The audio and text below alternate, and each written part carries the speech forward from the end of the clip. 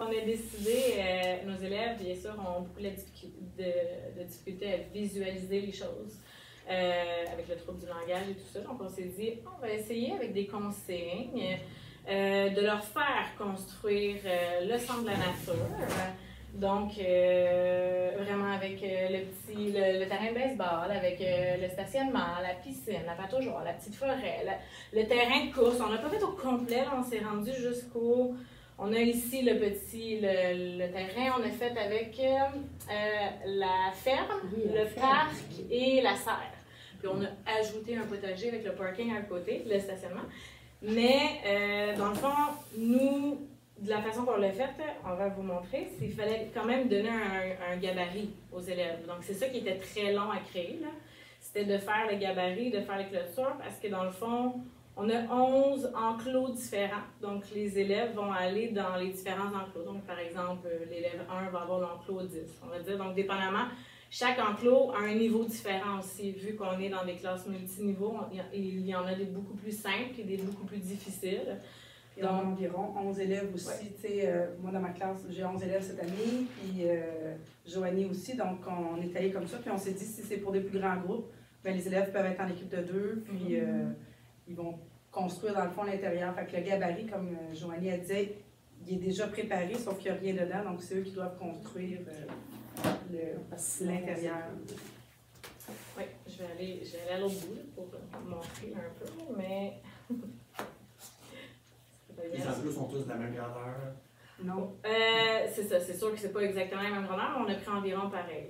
Donc, en fait, on a essayé de faire un rapport avec qu'est-ce qu'il y a vraiment au centre de la nature. Donc, l'enclos avec la piscine, la pataugeoire avec... il y avait des parties différentes. Oui, c'est ça. Donc, ça faisait le centre de la nature. Oui, c'est ça. Donc, regardez, ça, c'est par exemple le premier enclos.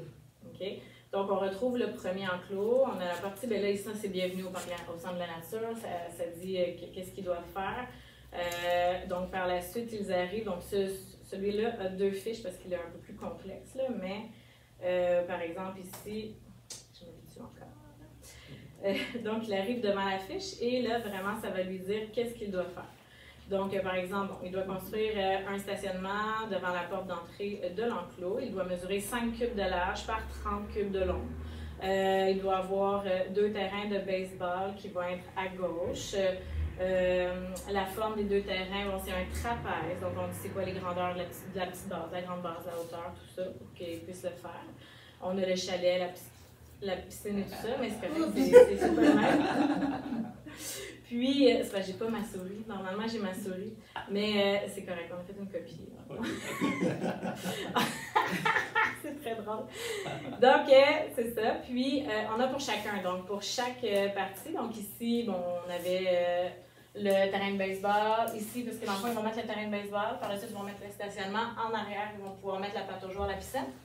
Le prochain enclos, on parle de la forêt. Donc, ils doivent mettre la forêt avec 2 sentiers. On dit exactement qu'est-ce qu'ils doivent mettre. Quand on se promène par la suite, ici, on a le terrain de course. Donc, ils doivent faire le terrain de course et mettre dans le milieu, là, on avait dit de mettre un... Bien, il y a la tour pour le commentateur. On a fait mettre aussi, je pense, c'est quoi, du saut en hauteur.